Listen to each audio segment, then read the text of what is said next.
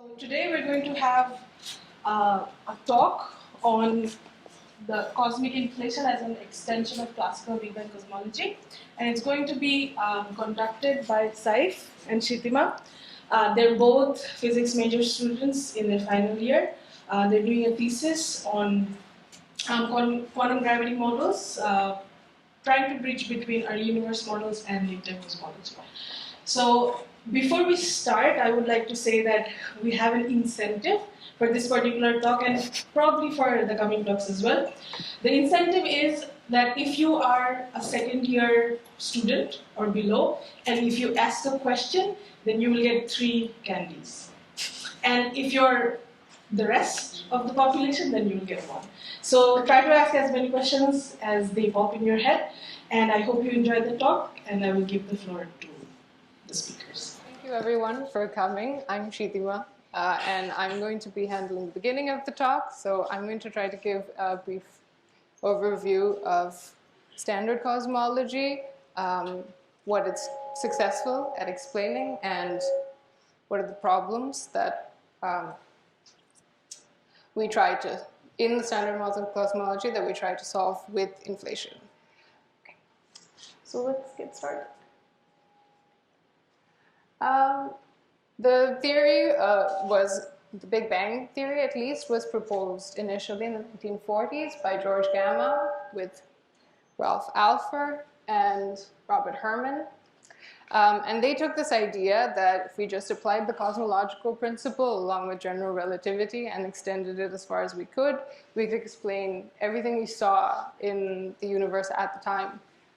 The abundance of light elements, Hubble flow, the way things are moving away from us, and even large-scale structures. So to do this, they assume the existence of a very hot, dense state at some point in time from which the universe expanded very rapidly and cooled. And if this had happened, then an interesting thing that we would have left behind is once the hot plasma cooled down enough to decouple, the neutral atoms and photons would scatter off of the neutral atoms that are formed and leave behind this wall of radiation. As it happens, about 16 years later, we did find this thing. You might have heard of it. It's called cosmic microwave background. And it made this model extremely successful. It was a really great sign for it. And it also had the spectrum of Planck black body. So this is very difficult to explain without a universe that had a hot, dense state at some point. So this, along with the nucleosynthesis model, the Big Bang nucleosynthesis model that there was further evidence for later on, made this a very successful theory. So this worked really well. So let's see how it works. So to explain it, I'm going to begin with the FLRW metric, which is the Friedmann, Lemaitre, Robertson, Walker metric. So we're going to be working in co-moving coordinates, which, if you're not familiar, they expand as the grid expands. So as space-time expands, your grid itself expands. So the coordinates in co-moving coordinates don't just ignore expansion. If something occurs at a specific event in space-time, its coordinates stay the same over expansion. So the metric that we get from that looks a bit like this. So this would just turn into dr squared. And if you had positive curvature, it would be plus. If you had negative curvature, it would be minus. So like the surface of a ball, if it was positively curved, then space would just kind of be inflated. That's a bad word to use right now. And if you had it negatively curved, then the angles in space would be lower than we expect it to be. So the metric is just a way of codifying distances and angles in our space. So the geometry of space is entirely encapsulated by this. So to account for expansion, we have this thing in the front. It's called the scale factor, and it gives the relative size of space at different points in time. And we're going to use it to calculate this thing, the Hubble parameter. It's going to pop up everywhere, and it gives us the rate of expansion. So the dot here means derivative with respect to time. So with the things that we've already defined, we can define some sorts of distances and horizons. The first is conformal time. Conformal time scales with expansion. So you can see it changes with the scale factor. If you have a large scale factor, time gets squished down. And if you had a very small scale factor, conformal time would get stretched out. So this is related to the next thing, particle horizon. The co-moving particle horizon is the maximum distance light can travel between 2 points in time. So you have 2 points in time, you can measure the maximum distance that light can travel in that time. So for our purposes, we're going to define this initial time as t equals to 0. And t is equal to 0 is defined at the time when the scale factor was equal to 0. So we're picking the origin of the universe and then measuring it up to a time t. And that looks like this. When we calculate the particle horizon, we can also rewrite it as that. And if you notice the integrand over here, this itself is an important quantity. It's the co-moving Hubble radius. This is the distance at which objects are receding from us at the speed of light. So things that are at the Hubble radius are moving away from us at the speed of light. So this is the furthest distance from which things can communicate with us right now, or within one expansion time, which is sort of how we measure time in cosmology. So expansion time is the time it takes the scale factor to double. So it's like our unit of one time. So these two things sound very similar, but it's slightly different. Particle horizon means the things that, the distance from which something could have ever communicated with us, whereas the Hubble radius is something that could communicate with us now. If it's within the Hubble radius, we can see it right now. It's our observable universe. So the next thing we're going to need is Einstein's equations, if you're not familiar.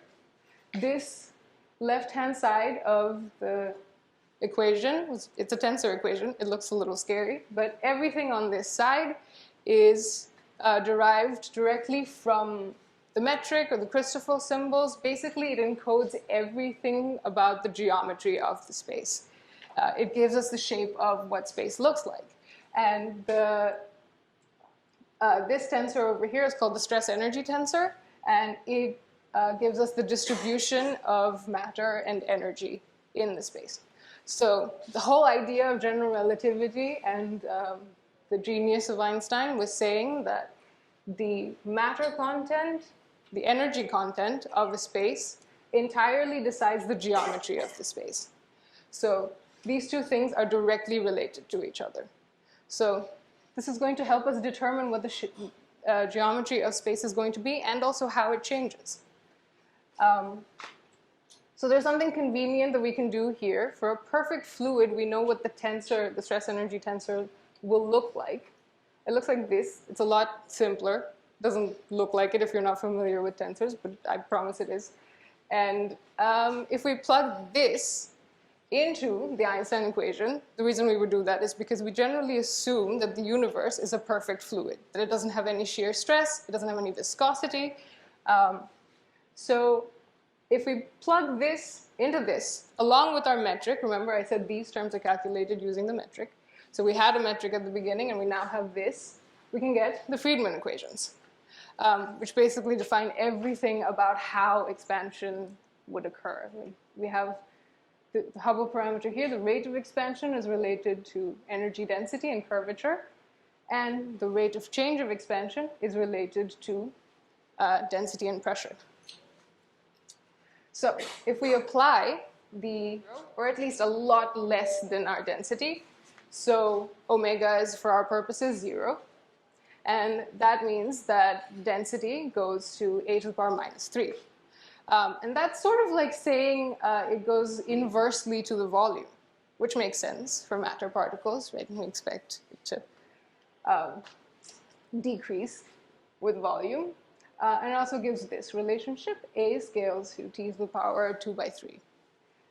And then if we had radiation, then P is equal to 1/3 rho, so it has a scale factor of 1/3, and it has the same relationship except another A is divided by another A, and that's because for radiation, it's not just that the object itself gets scattered in space, the frequency also gets redshifted, so its energy decreases.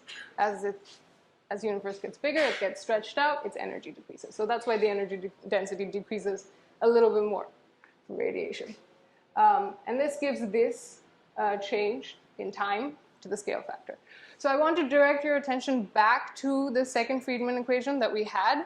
For these specific kinds of matter, this relationship is positive. This quantity will be positive inside the bracket, which means this whole right-hand side is always negative. That means our rate of expansion is decelerating. For the kinds of matter we know about in the standard model, all kinds of matter we expect, matter that satisfies the strong energy condition, expansion, the universe will be expanding. It will be expanding rapidly, but the expansion will be getting slower over time. But, as you may have heard, this is not the only thing that exists in the universe. We have something else called dark energy. We don't know what it is, we don't know what it looks like, but we do know that it has an equation of state 8 of -1. We don't know what that is. But it definitely breaks the strong energy condition.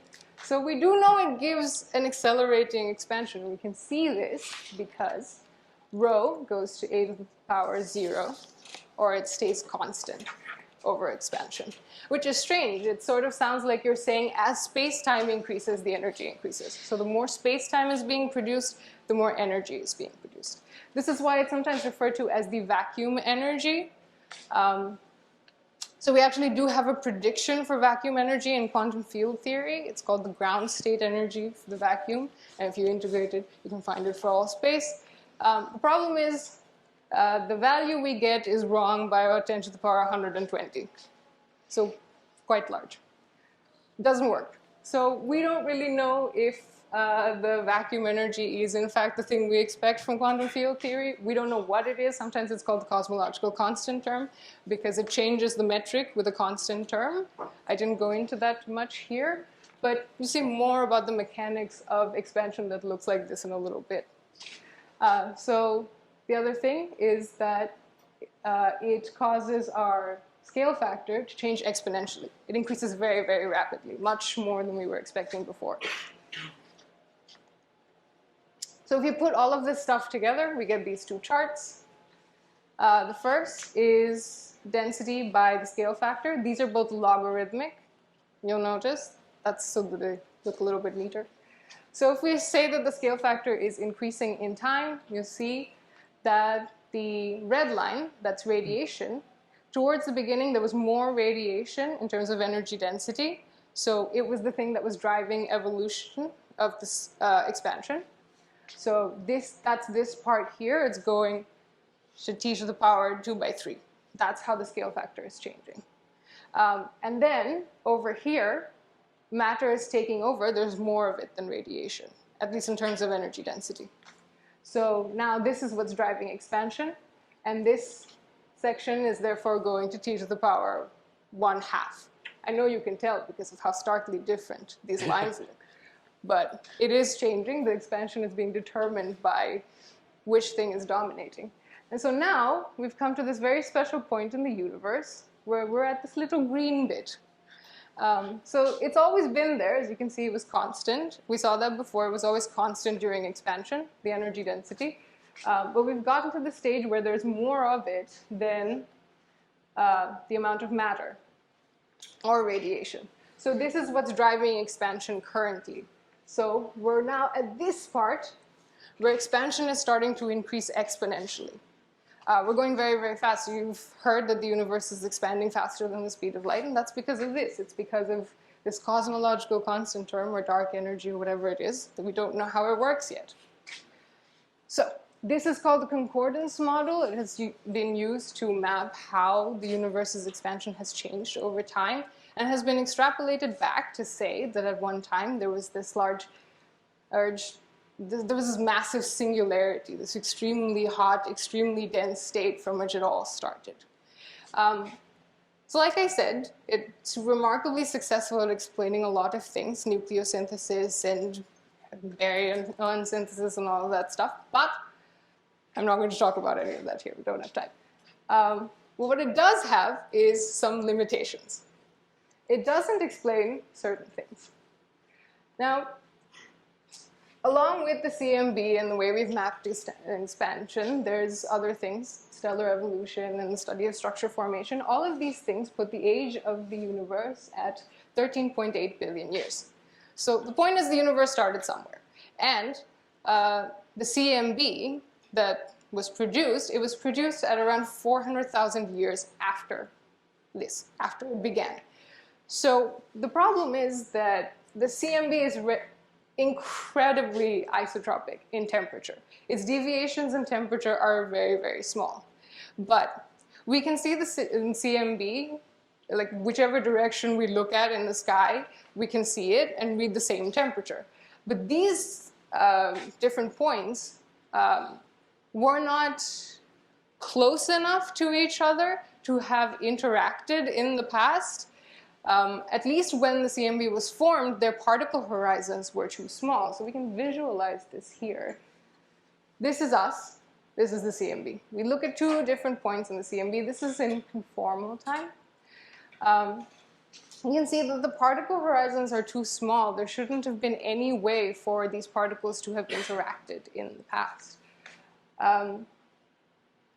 But if they never interacted, if they were outside each other's particle horizon, if they couldn't have sent signals to each other, if they couldn't exchange particles, how did they become so uniform in temperature? We don't have an answer for this. If we want to apply the standard cosmology models, then we just have to assume that it started out with this really uniform temperature and then go from there. And this is called the initial value problem. We just kind of have to fine-tune how it started, how the universe started. The next one is the flatness problem. The one at the top here, if you'll remember, is the first Friedmann equation. It can be restructured to look like this. This is a density parameter. It shows the critical density dividing the regular energy density. So critical density is the density at which the universe is completely flat. And so 1 minus omega codes how much the universe deviates from flatness. If this quantity was 0, it would be completely flat, exactly flat. So right now, the CMB is also extremely homogeneous and extremely flat, so that the WMAP data shows us that this deviation is 0.01, which is pretty small, but it also diverged. Over expansion, just by the end of the Planck era, it would have increased by 10 to the power 60 orders of magnitude. So massive. And that means that when the universe started out, the initial hot dense state that we started mapping everything from would have had to have a smaller deviation from flatness than 10 to the power minus 62. Incredibly, incredibly small. And this is even worse when you consider the fact that we have the horizon problem. These different patches of the universe were never in communication with each other. They weren't exchanging energy. So how did they get this uniform in energy density? How was it always so perfect? And it had to have been, because if it wasn't, then the curvature would have increased too rapidly and the universe would have scattered before any matter could have been formed. Or if the curvature was too low, then the universe would have collapsed back in on itself. So very strange that we live in a universe at all. Why does the universe exist? We don't know.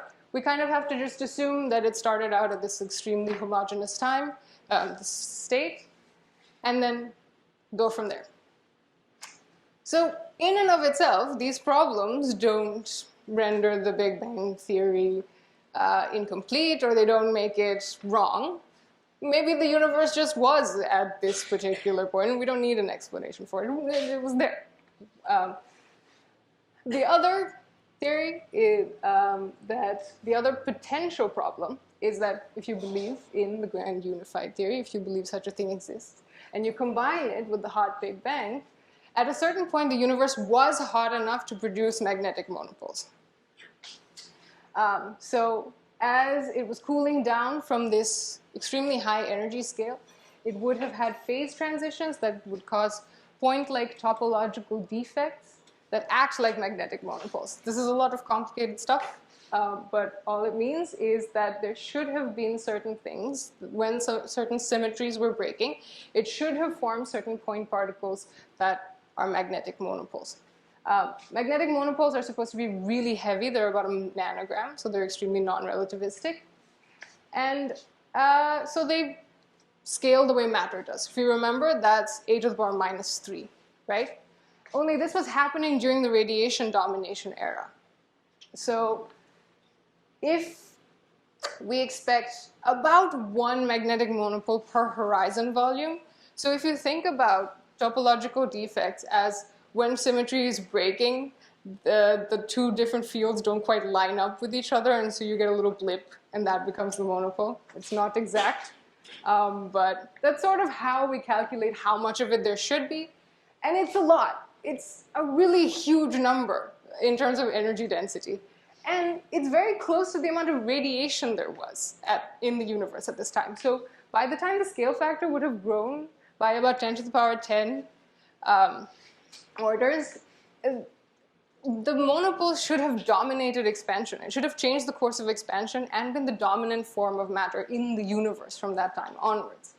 So there should be a lot of them around us, except we've never observed magnetic monopoles. And maybe there's an answer to this. Maybe the grand unified theory doesn't exist. Maybe monopoles never came to be, and that's why we don't see them. But if they did, if they ever existed, and certainly there's nothing in physics that prevents them from existing, then why don't we see them? So all of these things can be solved by something that we call cosmic inflation, which is what we're here to talk about.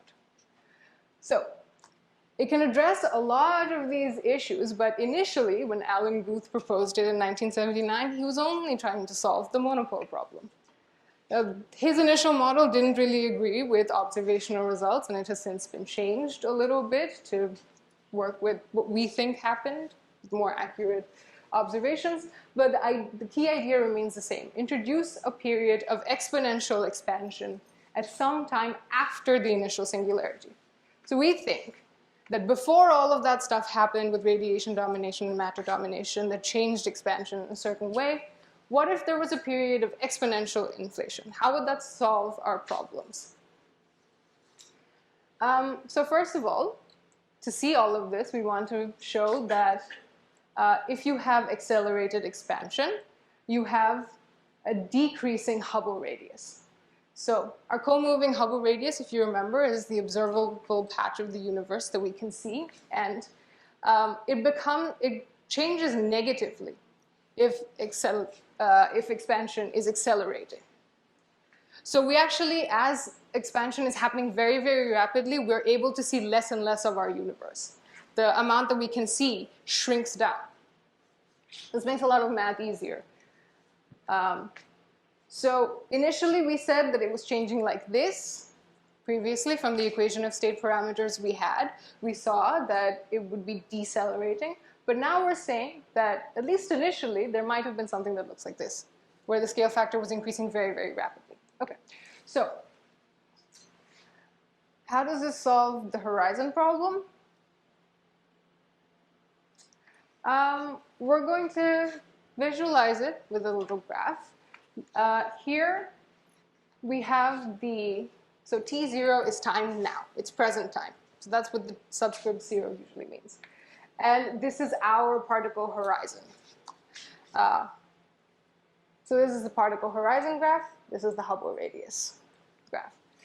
These are approximate shapes, they're in arbitrary units, but if we said that the distance between two patches was up to here, then in the standard cosmology model, we would expect that at least initially the Hubble radius and the particle horizon are very, very close to each other. They're almost the same. And basically something here would not have had enough time to interact. If the distance between them was this high, they wouldn't have had enough time to interact in the past, because most of the contribution to the particle horizon comes at late time. So we can see something here, and its particle horizon is this big, and therefore we expect its particle horizon at the time of the CMB to be really, really small. It's something that could not possibly have communicated. But if we assume that there was a period of decreasing Hubble radius, which is accelerated expansion, as we said before, then there would be a large contribution to the particle horizon early on. Very close to time t0, the particle horizon is increasing rapidly, up until the point of the end of inflation, in which case it begins growing again a little more slowly, because now the Hubble radius is growing a little bit more slowly. So the Hubble radius might be decreasing here, but it's always positive, so it's always contributing to the particle horizon, and it's raising it up. So even if the distance between something was really large, it was this long, we expect it to be outside each other's particle horizon, but actually if there was an initial period of decreasing Hubble radius, then that isn't a problem anymore. They could have actually communicated. So let's go back to a figure that we had before. We saw this and said that, well, these things don't intersect. These are their light cone diagrams, and we didn't expect them to intersect, so we said that they never could have communicated. But if you think in terms of conformal time, and remember, if you cast your mind back to what I said, conformal time expands and squishes down with the scale factor. So if you had a very, very small scale factor at the beginning of time, which we kind of expect since it grew exponentially, and then all of the matter domination and radiation domination stuff happened, then conformal time gets stretched out over here. And the particle horizon actually is much larger than we expected. Now we saw how this looked beforehand with regular time, so now we're seeing it with conformal time, because that just means you get these nice straight lines with the light cones. Light is traveling in a really straight line, so that's just an easier way to visualize it. If we did this with regular time, it would be the same, the lines would just be curved. Okay, so next is the flatness problem. This is the easiest one to show, so if you'll remember, we had this expression where it was changing with the Hubble radius. So as the Hubble radius is increasing over time, we expect it to diverge. And that's why this was a big problem. How did it diverge so much and still stay so small?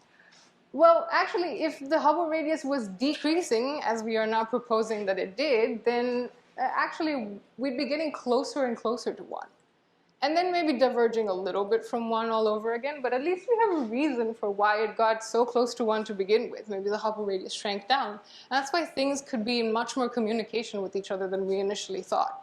And the density of the world could become a lot more uniform.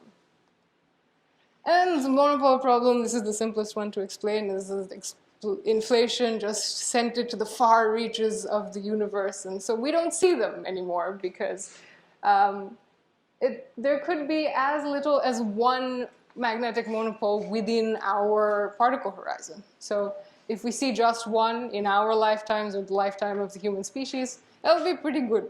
Then magnetic monopoles still exist, and we're just not very likely to ever observe them. All right, that is my part. That is why we think inflation happened, and now to talk about what inflation is, how it works, I'm going to hand it over to Saif. The number of monopoles, is it conserved or? Okay, so the way it works is that there's some sort of symmetry breaking event that happened at the beginning of the universe, according to most grand unified theories. And it was at that time that different patches of space broke off at different points. And so the boundaries between those spaces, they could be one-dimensional, they could be two-dimensional, or they could be zero-dimensional. They could be point-like, they could be line-like, or they could be surface-like. But those form topological defects. One of the topological defects are these magnetic monopoles. And so at some point, the universe must have cooled down below that point, and the symmetry already broke. So we have a fixed population of monopoles that we have to inflate away. That's the reason why we can solve it using inflation. If monopoles continued to be produced afterwards and they were still being produced, then this would not explain why the monopole problem gets solved. There's something weird about the difference between electric monopoles and magnetic monopoles. Electric monopoles seem to be much easier to produce than magnetic monopoles. You can see it in bar magnets. If you have a dipole, you cut it in half, you get dipoles, you don't get monopoles. Essentially, if we assume that the universe cooled down enough to where no more magnetic monopoles could be formed, and inflation happened after that, then the set number of monopoles that were already formed would be scattered by inflation. Yes? So, didn't you at one point mention that magnetic monopoles could be proposed kind of ingredient for inflation? Like, was it not at the very beginning there was some existence of monopoles that could be predicted, which may be a candidate for inflation? There could be some theories that use magnetic monopoles as the candidate for inflation, but I'm not familiar with them myself. yeah, it might be that they've been discluded by observational data, That's also possible. but I'm not sure. That's it's just pure speculation. So I think maybe it may be connected to the baryogenesis problem, the matter-antimatter asymmetry. Okay.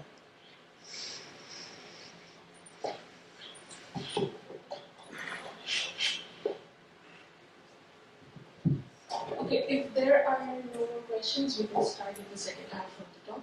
All right. Thank you. You're going to have to suffer through a lot of math now. Okay, so the first question that we want to, okay, oh, by the way, is the volume all right? Okay, so the first question that we would like to answer is what caused the expansion? And the point is that many models of inflation doesn't tell us how we are going to achieve this accelerated expansion. We need to build the model for the accelerated expansion ourselves. So what we're going to do in this talk is, what we're going to do in this talk is we're going to talk about this model, single field slow roll inflation. So partially it's just because that this is a model of inflation that can be talked about in a 1 hour talk. And so the main idea behind this model of inflation is that we want to fill all of space with this field called the inflaton field. If you're aware of how dark energy works, then you'll maybe see the connection why we're using a scalar field here, but we'll get to it in a moment. So, right, we need this inflaton field to, oh, by the way, before I get into it, the inflaton field, the particle that we're talking about, it's not a known particle. The inflaton isn't the name of a certain particle. It's the name of whatever stand-in for whatever particle caused inflation. But we're going to step by step try to find out conditions what this field has to obey in order for it to be able to produce inflation. Okay, so here, first of all, we would like to find when does it cause acceleration, right? So if we look at the second Friedmann equation, which is this one over here, so if we require that the acceleration be positive, then if we look up here, well, A is always positive for our universe because it's expanding. If we were contracting, that would be a different case. So we want this guy to be positive. So if we see this whole thing is negative, we have the energy density, that's positive. Well, then this whole thing has to be negative for this whole thing to be positive, so this part in the brackets. So that's the energy density plus 3 times the pressure. So if the acceleration is positive, then that means that the pressure has to be less than a third of the energy density. But that is a little tricky. That means that we need some form of matter that exerts a negative pressure on the surroundings. And that will cause this accelerated expansion that we need. All right, so we know what kind of field we want. So now we're going to construct a model, and in physics, usually when we're constructing a model, the thing we start off with is an action. So I'm going to explain a little bit how this action works for people who are unfamiliar. So there's this term that's, so the whole thing is a bunch of energy densities. Well, usually they would be energies, but in field theory, we have this infinite extent. So we think of it in terms of densities instead. Oops. Oh, what was that? Okay. I pressed the wrong button. Anyway, so we have this first term. This is basically something that reproduces Einstein's equations. This is the scalar curvature. This comes from something else called the Riemann curvature tensor. It tells us about how curved space is. And then we have the metric over here. This is that same FLRW metric. That's where we're going to assume. This isn't usually written like this, but I've broken it down like this so that it's easier to see what it is. It's the partial derivative of phi. Phi is our inflaton field. And then, so this is kind of like a kinetic energy term. It doesn't look like that yet. We're gonna get to that. But this contains the kinetic energy, and then you have minus the potential energy. That's usually, here you have something called the Lagrangian density. So you have the kinetic energy minus the potential energy density of the whole field, right? So these are our two dynamic variables. You got g mu nu, and you got phi. So these are the things that we're allowed to vary over the course of this evolution. Okay, so one thing that we're going to assume is that the inflaton field is homogeneous in space. So that means that when we take the spatial derivative, so we're basically breaking this down. Whenever you see these indices being matched up over here, that means that this is like multiple terms that are being written. This is called Einstein summation convention. So we're just basically breaking that multiple terms down into what they were. You can see this a square that's coming from the FLRW metric and the difference in signs. So this is something that's called the gradient energy.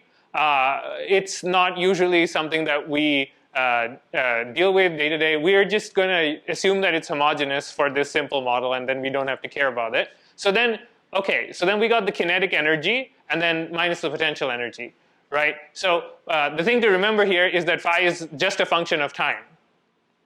Okay, so if we, so in classical mechanics, the way that we figure out the equations of motion for our dynamical variables are phi and g mu nu. So we take something called the functional derivative of that in order to get the equations that tell us basically how do they evolve over time. That's what an equation of motion is. So if we take the functional derivative of s with respect to g mu nu, then we get this, which looks awfully reminiscent to the first Friedmann equation. And then you have if we take the functional derivative with respect to phi, then we get this, which is a second order differential equation. Here you have the acceleration of the phi field. You have 3h into the velocity of the phi field plus the slope of the potential. This is going to be an important term in our analysis. So, right. And then you can get something that we're more familiar with if you implicitly differentiate this, so you get like a 2h h dot on this side, and you get like something like 2 phi dot phi double dot over here. And then we rearrange this equation and we take this stuff on the other side, and then if we use phi double dot in that equation where we implicitly differentiate it, we get something like this. So this is something that will help us reconstruct the second Friedmann equation. Okay. So now we can compare the two.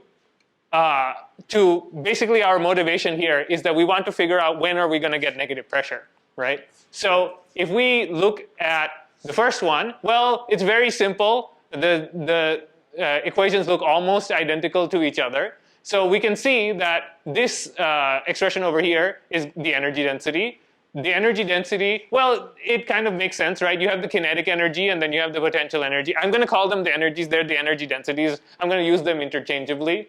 And so if we do a little bit of algebra, originally I had this algebra on the board, but the text was way too small, so I removed it. But if you do a bunch of manipulation, then you can rewrite the sum of these two like this. Basically, I've broken them up in a strategic way.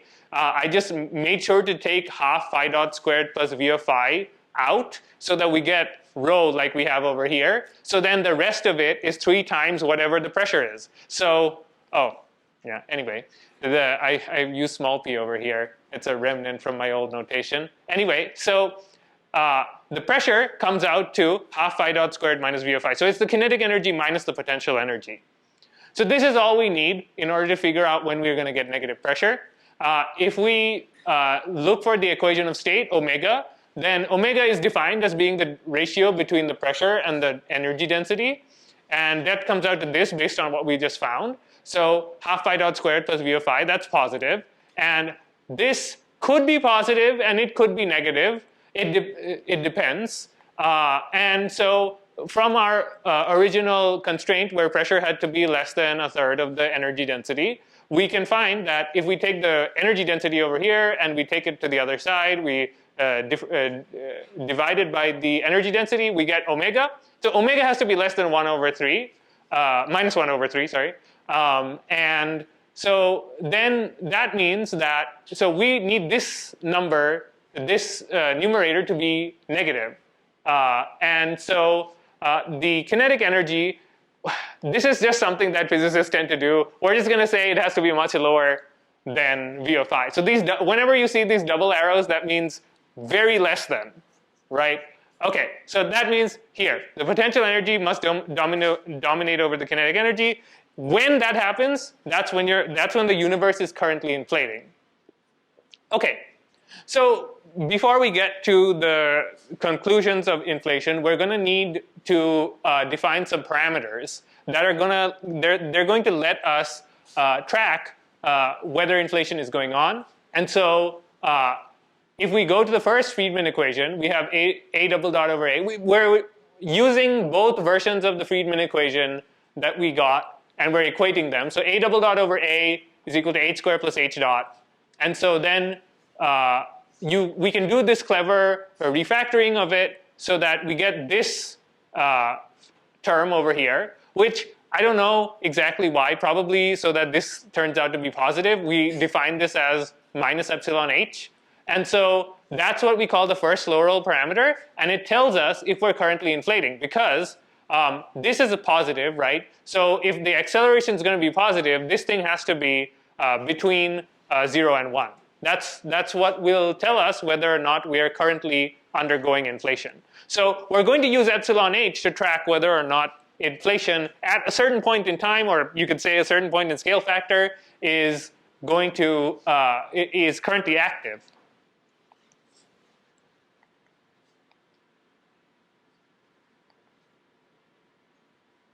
Right, I got confused a little bit, sorry.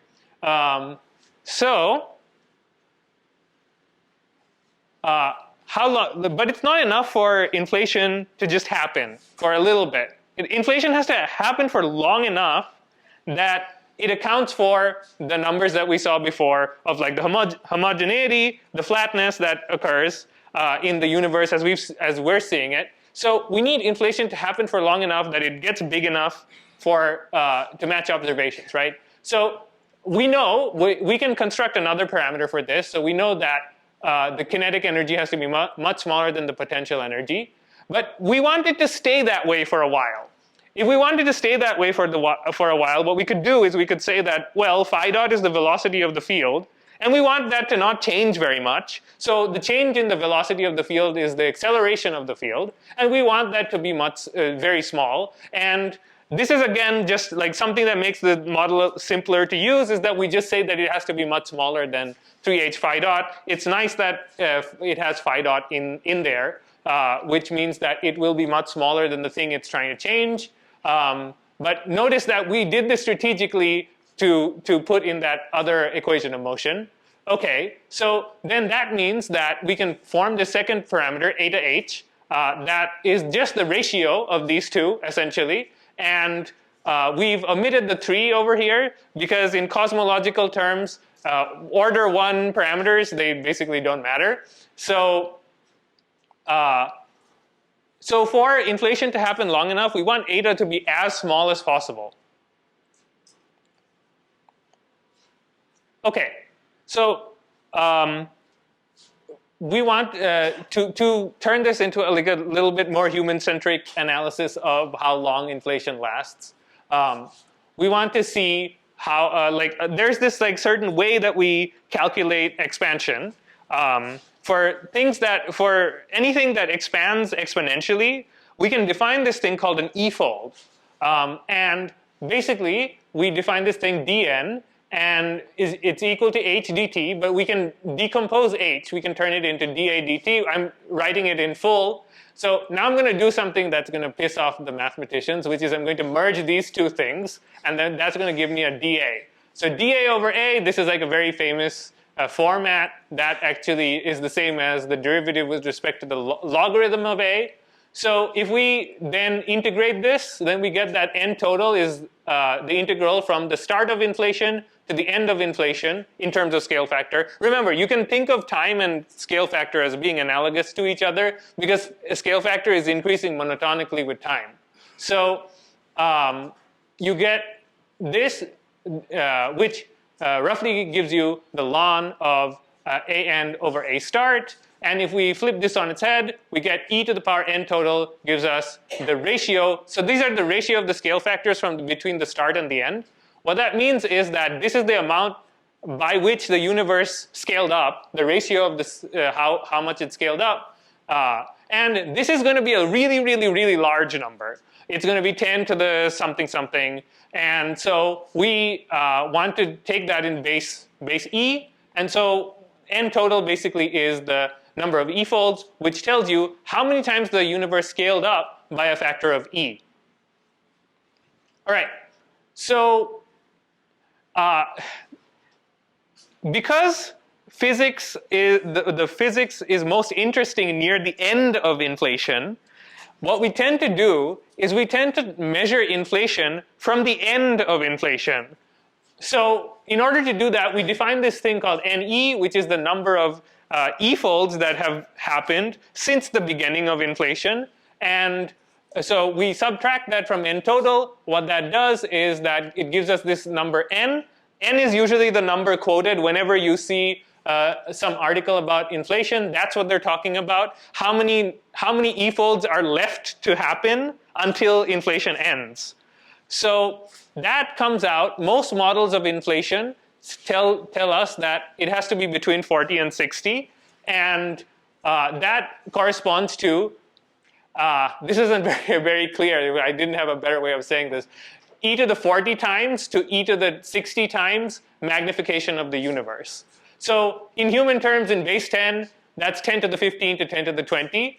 And then if we calculate the time period of inflation, this is the integral that we would have to calculate. So t start is like here we had a start and a end, right? And so t start and t end are the time at which that scale factor was there. So if we calculate that, then we get that it comes to about 10 to the minus 34 seconds. So what does that mean? That means that inflation is telling us, at least according to this model of inflation, it's telling us that the universe was essentially some like dot, and it expanded into something comparable to the size of the universe now, probably a little bit smaller. And it did it in 10 to the minus 34 seconds. This is not something that happens in the Big Bang. The Big Bang is much slower than this. Okay, so, right. So we've looked at these parameters, and these parameters basically tell us something called the slow roll condition. And that's what this whole model is named after. And so what does the slow roll condition basically tell us about how inflation evolved? Well, we take the fact that kinetic energy is much smaller than the potential energy. And here, we're going to make a simplifying assumption, as if we haven't made enough simplifying assumptions. The curvature, in inflation, the curvature is supposed to get inflated away. So we can just assume that the curvature was originally 0 because, I mean, the more rigorous way to deal with this would be to have some curvature at the beginning and then show that it goes to 0, and so that we don't have to care about it. But we're going to just assume for simplicity's sake that the curvature is 0. So that gives us that h squared is approximately equal to 1/3 into the potential. And if we use our other condition, which this is essentially eta, right? So phi double dot is much less than this 3h phi dot term in magnitude. And so this is where we're using that other equation of motion, as we said. We're taking that phi double dot, we're going to say it's essentially 0. If we rearrange that, we get that phi dot is minus 1 over 3h, slope of the potential. If we plug all of that stuff into h dot, then we get the h dot is roughly equal to minus half phi dot squared. There was a plus k over a square here, which we're neglecting. And then we're substituting phi dot. That gives us this expression over here. You can see we've squared it. And so if we do a bunch of algebra, which I also had included before, but I had to remove, we find that we can redefine the slow roll parameters. So now we call these the Hubble slow roll parameters. That's what this H means. It means that they used to be defined in terms of the Hubble parameter, but now we're talking about them in terms of V. So if we redefine these are called the potential slow roll parameters, and they tell us something. I've reinstituted this M Planck in this equation. That basically is the energy scale at which we are working at. It's 8 pi g to the power half. It's the thing that you see in Einstein's equations. It basically tells us in this situation, it's telling us what energy scale we're working at. And what it's telling us is that we know that the slow roll parameters both have to be small. So much, in fact, that I tend to call them the small roll parameters sometimes. So these have to be. So then that means that these have to be small too. And if these are small, that means that this is the slope of the potential as a fraction of the potential, and this is the curvature of the potential as a fraction of the potential, and these have to be very small. So that means that. Oh, by the way, there is this one caveat that these are only equivalent when the inflation approaches something called an attractor solution. We didn't really get into this ourselves very much, and it's a technical detail that I included it here for completeness sake. But it seems from the papers that we read that in most relevant regimes, this equivalence does hold. So our analysis afterwards is fine. So the slope and the curvature have to be really small, which means that during inflation, the potential of the inflaton field was very, very flat in Planck units. If we drew the graph in terms of joules, you probably wouldn't see that it's flat. But if you drew the graph in terms of Planck energy units, then you would see that it's really flat. Right. And this is called the slow roll regime. This is not the only way to achieve inflation, but it is one set of constraints that causes inflation to happen. Remember, inflation is a framework, it's not a theory. This is our theory to make inflation happen. Okay, so one thing that's happened is I've kind of talked about accelerated expansion and exponential expansion kind of interchangeably. And let's actually see that exponential expansion is actually happening, at least approximately. So if we go back to the Friedmann equation, we have that h dot is approximately equal to minus half phi dot squared, which we can say is approximately 0. And so if h dot is approximately 0, that means the time derivative of something is 0, which means that it's not varying over time. And we can utilize that. We can utilize that in that equation that we use to figure out what epsilon h is.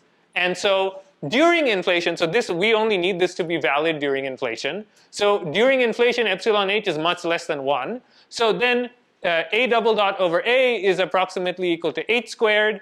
And what happens is that you can rearrange that. This is another differential equation. I put this extra part here. It's actually not really necessary for the explanation, but we can see that we can solve this with the way that physicists like to solve differential equations, with an ansatz. So if we say that a of t is equal to some constant a naught multiplied by each of the ht, you can see that if we took this thing's derivative 2 times, what would happen is we would get this h, it would come down in front twice. That would give us a double dot. So this is a solution for this equation. So in approximation, so note the heavy number of like approximately equal signs over here, but this gets better and better. This approximation will get better and better as epsilon h gets smaller. So when epsilon h tends to 0, you get something called de Sitter expansion. And we kind of don't want that because in a de Sitter universe, the expansion never stops, and that we wouldn't really reproduce our universe in that case. Okay. So, all right, that's enough math. We're going to now physically interpret all the stuff that we just looked at. So, to recap, we found out, we said we were going to use a scalar field. We're going to try to make inflation happen with a scalar field. So what did we need? We needed it to cause accelerated expansion. Well, okay, that means that we need negative pressure. So how do we get negative pressure? Well, the potential energy has to be much larger than the kinetic energy. And then we did a lot of math and we found out, okay, these are the parameters. And one important thing is that the slope of the potential has to be really flat. So now you can see the picture that we've drawn here. So also the co-moving Hubble radius, this is not to scale obviously, inflation would have happened for a much shorter time. So it's approximately ln of A is what we're plotting here. But the idea is, so we're going to go into story mode. So the first thing is that you can think of the field as being somewhere on this graph. It's that little ball over there. And it's very much analogous to a little ball that's rolling down a hill. In the case of the ball, there's a gravitational potential, and the hill is what causes a potential in the same shape as the hill. So in this case, it's something analogous is happening. On the x-axis, you have the field. So you can think of the amplitude of the field just like the amplitude of a wave. The amplitude of the field is going down, or it's going up. I'm not sure if inflation really requires it to go up or down. But then you have the potential of the field on the y-axis. So when inflation starts, the universe is starting out with this inflaton field that is homogeneous and it's everywhere. And it starts off with a very, very high potential energy density. And this contributes to the vacuum energy of the universe. This is where it's very similar to dark energy, because dark energy also contributes to the vacuum energy of the universe. And that constant energy density, like Sitima was talking about, that's what causes something of the form of repulsive gravity, and that causes space to expand in an accelerated fashion. And so that's what would happen for this entire plateau part of this potential. And what we looked at, the E-folds and everything, that basically told us how long this plateau part of the potential has to be for inflation to connect to our universe. And then at some point, we need inflation to end so that we can match with the Big Bang and the matter domination, the radiation domination, everything. That did happen. We have other observations that connect to that, and large structure formation and everything. So the inflaton field must have fallen down this plateau at some point. The reason for falling down the plateau is because, or the reason why we shape the potential that way is because the curvature increases here. And you remember, we want a very small curvature. So when the curvature increases, you get the kinetic energy. It was proportional to the slope of the potential, and the potential energy obviously is decreasing because the potential is decreasing.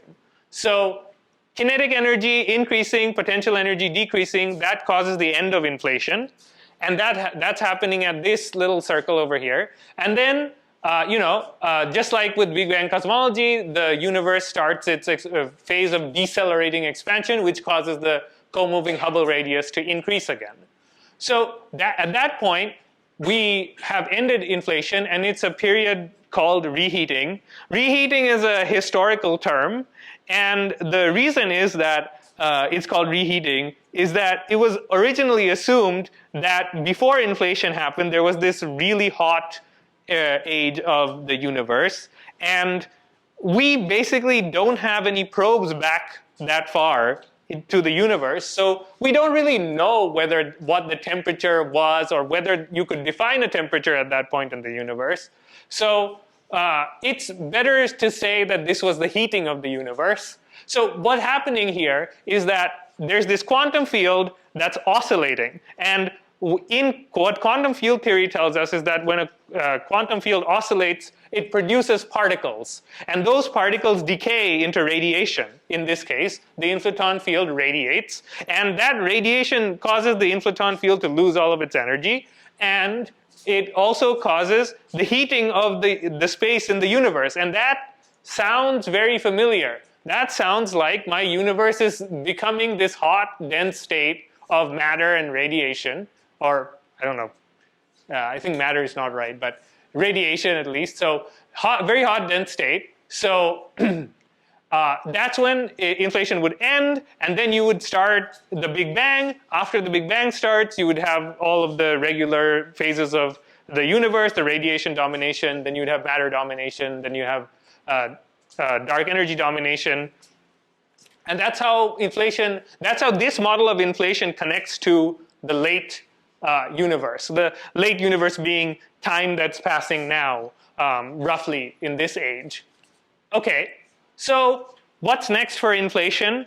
Well, we've looked at a very simple model of inflation. We've made lots of simplifying assumptions, but just the bare minimum to cause a scalar field to produce an accelerated expansion and solve like 3 problems in one go. That's the power of inflation, is that it solves all 3 of these problems, but it was only invented, like Alan Guth was thinking about monopoles when he came up with this idea of inflation, and he later found out that it also solved the other problems. And but there's lots of work that's left to do. We didn't account for any realism in this theory. We just said, okay, what does the inflaton field have to do? We'll give it the inflaton field whatever it wants to manage this period of accelerated expansion. So we don't even know what the inflaton is. So one of the things that we still need to do is to figure out what particle is the inflaton. Is it a new particle that we haven't seen? Or is it an old particle that is behaving in a different way than we would think? Because the energy scale at which inflation happens is likely to be very high. And because of that, it gets really, really close to the Planck energy, where our theories of physics break down. So since the theories of physics break down, so like GR and the Standard Model, that's basically what we used to figure out what happened to the universe up till that point. So there's some sense in which we don't really know whether inflation could have happened that way. We would need a new theory to understand what kind of physics happened at that point. The leading candidate right now is string theory, mostly because there are really not many other theories that have a complete description of what might have happened at that time. So we also need to make we need to make better measurements of the CMB. There was an entire part of the talk that I cut out that we were supposed to talk about the quantum fluctuations and how we can see them on the CMB. But long story short, there are these things called tensor fluctuations, and they should have imprinted on the CMB. And the only kind of fluctuations of that nature, they're called B modes, that could have imprinted on the CMB are from the inflation, on the scale of energy of inflation. It's something to do with how weak gravity is and how high energy you have to be in order to make sizable gravitational waves. So the tensor perturbations, they essentially mean gravitational waves of some sort. And those B modes of the CMB, people wanted to find them. And in 2014, there was this data that came out from BICEP. They had, in a little bit of haste, they released this information that they found the B modes. But later on, they did a bunch more accurate measurements from Planck, and they found that they were not statistically significant. And so Inflationary theorists were almost very, very happy about that. But if we find the B modes, that was basically confirmation that inflation happened, because there are not many other ways for them to be produced. Okay, so, and lastly, of course, as I was talking about with our toy model, we need to figure out how the weird, wacky physics of the early universe connects back to the physics of the late universe. So that's another thing that needs to be, that needs to happen. So lastly, I think I'm going to devote a short amount of time to talking about some of the criticisms of inflation, because we've talked so far about how inflation is really great and we can explain a lot of things, and that's true. But also, there are people who have pointed to the Planck data and other arguments, and they've said that, okay, well, it seems like inflation needs to be more finely tuned than the Big Bang. And the reason why they say that is because if you launch the clock, if you roll the clock backwards, then inflation, it seems that the most likely state for a scalar field to be at when the universe was very young is to have more kinetic energy than it has potential energy. And so, and there are various other subtle arguments. So these prevent it from what you might call naturalness of the explanation. If you need very specific conditions, again, if you need very specific conditions for a theory to work, then it loses a bit of its explanatory value.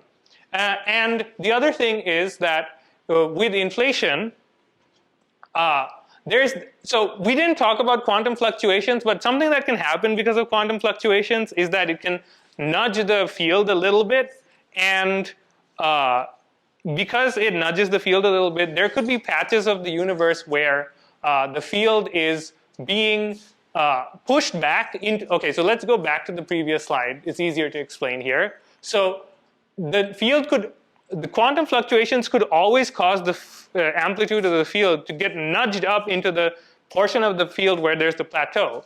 And because we know that the part of the universe that's inflating is expanding exponentially, and the part of the universe that's not inflating is no longer expanding, there should be much more of the universe that is inflating rather than is not inflating. Then you create these patches of bubble universes. So there's also some issues of explanatory power. So basically what people say is that, okay, well, if your theory is infinitely flexible, you create all of these bubble universes. In fact, this is one of the ways you might be able to get a multiverse out of actual physics, is that if you have all of these bubble universes and they all have different kinds of physics, what happens? Then you have, you just pick whichever universe matches with your observations. There's a lot of, I didn't even list all of the ways that people basically think that inflation is too flexible, in the sense that, in fact, Alan Guth, the person who came up with the idea originally, he himself said that you can't falsify inflation. Inflation is too flexible to be removed. So, so the point is that maybe inflation will work and maybe it won't. The deciding factor is we need to do a bunch more work that will produce more experimental evidence and come up with predictable, predictions that can be tested, and to see whether or not a certain version of inflation will describe our universe. So I'm going to end it off with this quote from Andre Linde, who is one of the people who started work on inflation. And his words are that, well, inflation hasn't really won the race yet, but so far it's the only idea that we have. It's the only horse in the race. That's why there's been so much work on inflation, is because there's really not been other successful attempts at explaining all of these problems. We've been thinking about it. There have been people who've been trying to criticize inflation, but their theories have not gotten as mainstream, or they haven't gotten as much explanatory power from their points of view. right? So, all right, well, that's it. Am I going back? Oh, references, right? So this is all of our references. This is all the stuff that we had to go through to make this talk. If you want to read further, then you can look at all of this stuff. And yeah, especially this one, especially this one. If you really just want a short introduction to inflation, the paper by Pascal Vaudrevenge is really good. And if you want to brush up on Big Bang cosmology, these ones are pretty nice. I'll link the slides later on so that people can look at these. Right now, this is literally just a PNG, so you wouldn't even be able to copy the text. All right, thank you everyone for listening to our talk on cosmic inflation. That does it for today. Questions and chocolates. Questions and chocolates, yes. People already asked, so Okay. give them chocolate. Yes. Okay, I have a question. Yeah. Yes. So, can you go to the slide where you're showing the interesting diagrams? Yeah, this one. Which interesting diagrams? I think this is the most interesting one. Yeah. Can you tell us the inwards, maybe, both of you? Our cosmological history, like what phase of the universe we are in, where does inflation fit in? Maybe very shortly. And when, from the very beginning to now, maybe in words. Do you want to start? Considering inflation is correct. Yeah, okay. So, as I tried to say in the beginning, the standard cosmology that we have, and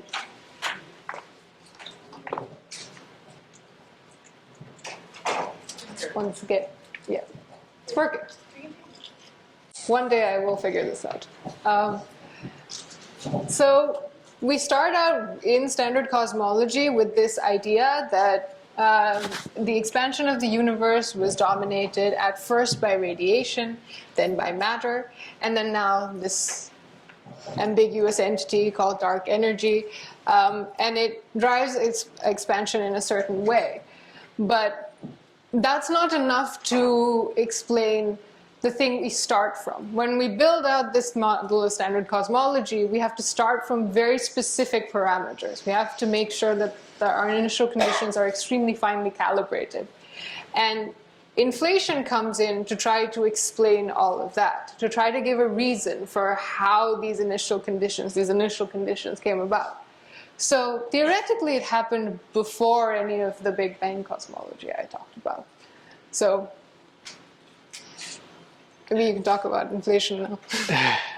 All right, so the idea is, okay, there is a little bit of nuance here where different authors talk about the Big Bang in different contexts, or they mean different things by what they're calling the Big Bang.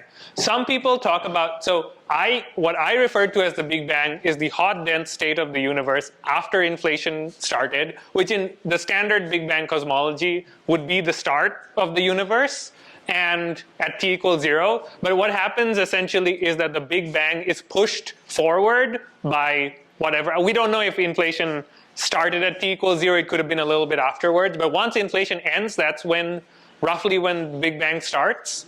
And so that's what we're calling the Big Bang. There are some people, so you have to be careful when you're reading articles, because some people think of inflation and the Big Bang as the Big Bang, and some people take all the way from whatever t equals 0 to the Big Bang as the Big Bang. So, Yeah. or the hot dense state of the universe. So there are multiple ways of thinking about what it is, but if you wanted to know, okay, well, what that part of the universe in the earlier model, where does that go? That goes after inflation starts. Yeah. So if you're wondering the stuff that I talked about, which I generally refer to as standard cosmology, it would, at least in this model, come after the end of inflation.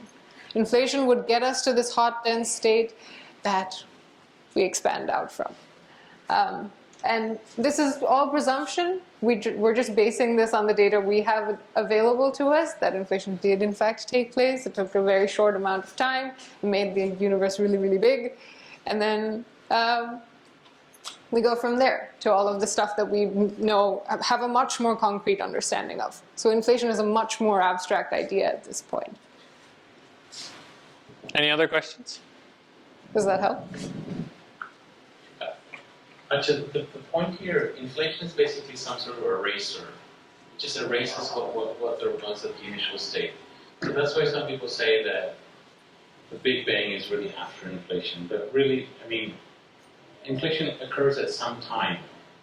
It may occur at later times, or it may occur at earlier times. It's supposed to be kind of the transition between inflation and the standard cosmology. So in the last diagram, we see that the tiny ball is kind of wiggling. Yeah. So like the net potential energy is kind of fluctuating. So is that the net potential energy of the inflating field itself, or is it the potential energy of all the other fields that are being produced in our standard universe? So like when exactly does the inflation or the inflating field itself cease to exist?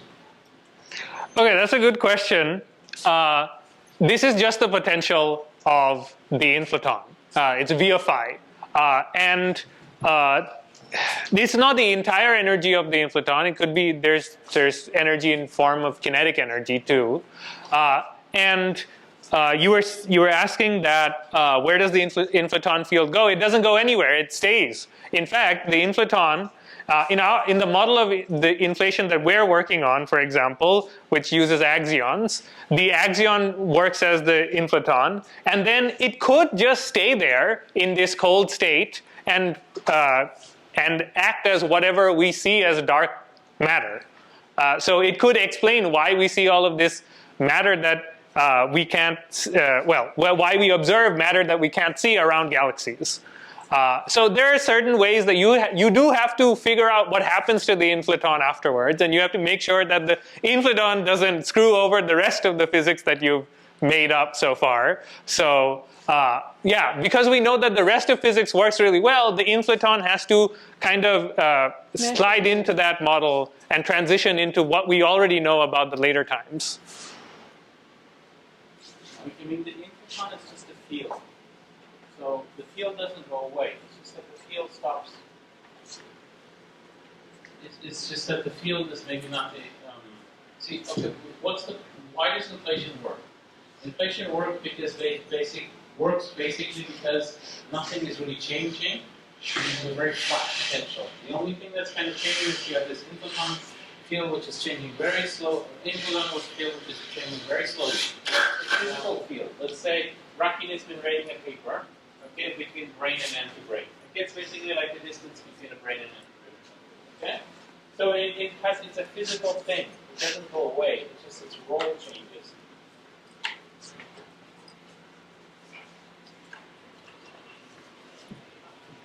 So I have a question. So Yeah. During your talk, Saif, you mentioned this thing about points in space that inflate, and there are points in space that don't inflate. So can you explain, or basically the question is it possible for some points in space that do not inflate while the others are? Well, in our model of inflation, we assumed a homogeneous scalar field, and we were using classical mechanics. And in classical mechanics, you don't have fluctuations that happen randomly. But because the inflaton field necessarily has to be a quantum field, you're going to get quantum fluctuations.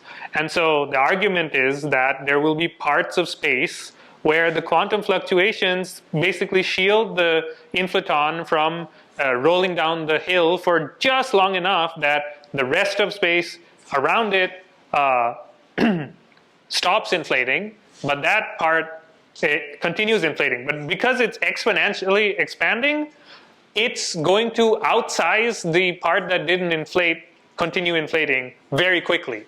So most of space would have to be the kind that happened before inflation ended. And this is the idea of an eternally inflating universe, that the rest of space outside of some radius outside our observable universe is still inflating. Okay, so this is not a question, this is just two comments about inflation and inflaton. So the big misconception about the Big Bang is that there was this small point and it blew up, Yeah. Literally, there was no explosion of any sort.